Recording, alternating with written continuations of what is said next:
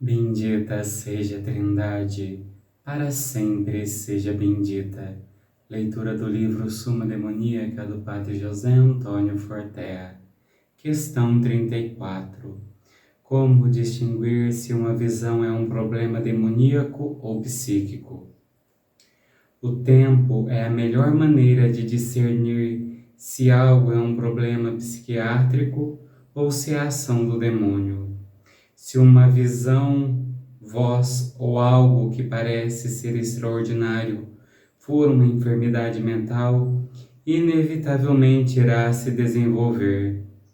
As psicoses tendem a desenvolver-se, não ficam presas. E o tempo acaba desenvolvendo-as de maneira tal que tudo fica claro. Mas quando alguém se refere a um caso de visão e pede a um teólogo para discernir sobre ele, na maioria das vezes é absolutamente impossível.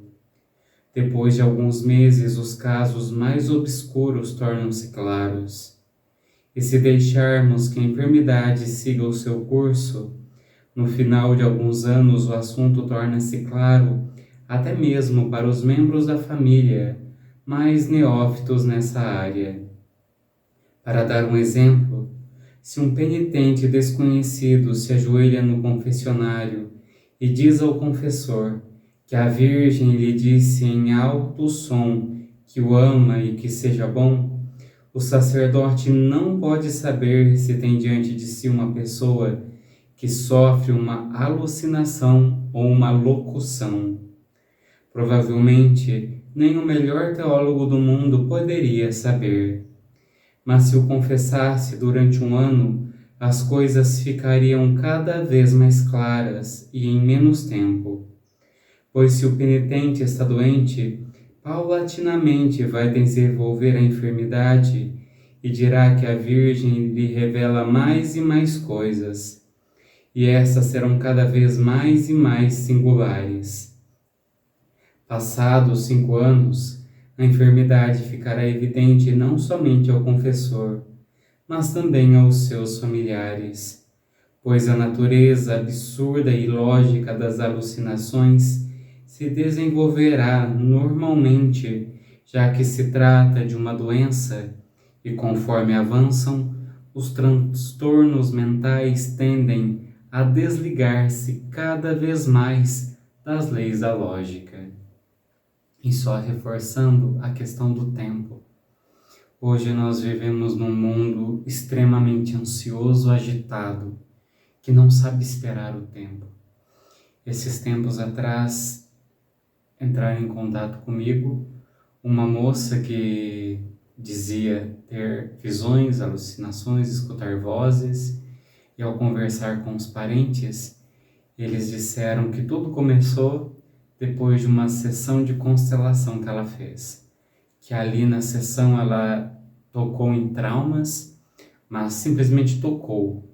Os traumas do inconsciente vieram à tona e a pessoa não teve estrutura para suportar aquele conteúdo que saiu do inconsciente para o consciente.